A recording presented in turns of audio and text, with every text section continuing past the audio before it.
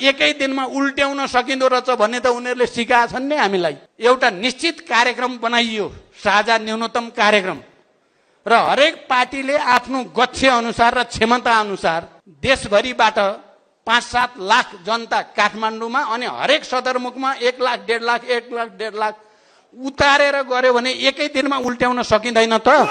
प्रचण्ड काका सिधै भन्नु न, फेरि पनि 5-7 लाख जनताहरू उतारेर, खास गरिकन युवाहरू उतारेर ड्याङ ड्याङ उनीहरूले गोली खाएर ढलिसकेपछि सत्ता पल्टिन्छ र एकै दिनमा फेरि हामीले राज गर्न पाउँछौँ। यही आइडियाको लागि होइन त?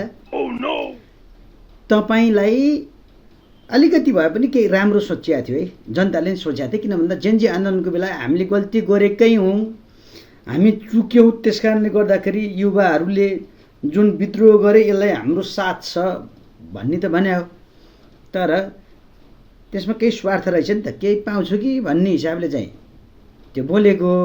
उपाय नलागिसकेपछि अब फेरि वाम गठबन्धन गरेर चाहिँ 5-7 लाख जनता चाहिँ काठमाडौँमा अनि सदरमुकाममा 1.5 लाख चाहिँ उतारेर ड्याङ ड्याङ गोली चल्छ। अनि त्यसपछि कम्तीमा नि एकै दिनमा पहिला 19 जना मऱ्यो, अहिले चाहिँ 29 जना जति मऱ्यो भने ड्याङ हामीले चाहिँ फेरि सत्ता कब्जा गर्न पाइन्छ भन्ने चाहिँ।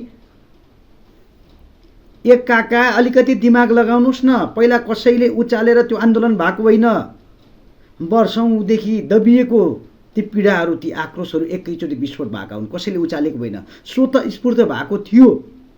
अहिले गेस गर्दाखेरि यसले उक्सायो उसले उक्सायो भन्नु मान्छेको आफ्नो गेस मात्रै हो, तर होइन त। अब हो यहाँ पनि अहिले चाहिँ अब जस्तै रासोपाको सरकार आछ होइन, झन्डै 4 महिना हुन लाग्छ। यिनीहरूले पनि 5 वर्षमा गरेनन्, आफैले मात्रै कुम्लाए भने तपाईँले यहाँ बोल्नु पर्दैन। योभन्दा त्योभन्दा ठुलो विद्रोह हुनसक्छ। जसरी पहिलाका नेताहरूलाई लखटे, त्योभन्दा बढी आक्रोश जनतामा आएर, युवामा आएर अहिलेका नेतालाई पनि लखेट्न सक्छन्। तर तपाईँ चाहिँ त्यसै आफूलाई के चित्त बुझेन भनेर खालि यसो यसो गर्ने। यु फाइट फर योर के माओले के को माओले हाम्री आमाले के भन्नुभएको छ, शहीदका सपना के थिए?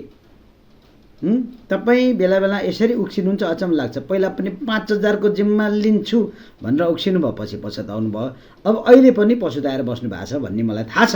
किन भन्दा तपाईँ एक किसिमको भावुक नै हुनुहुन्छ, पहिला प्याच्च बोल्नुहुन्छ, त्यसपछि पछुताउनुहुन्छ। अब अरू त के भनौँ, यसरी उक्साउने काम नगर्नु होला प्रचण्ड काका।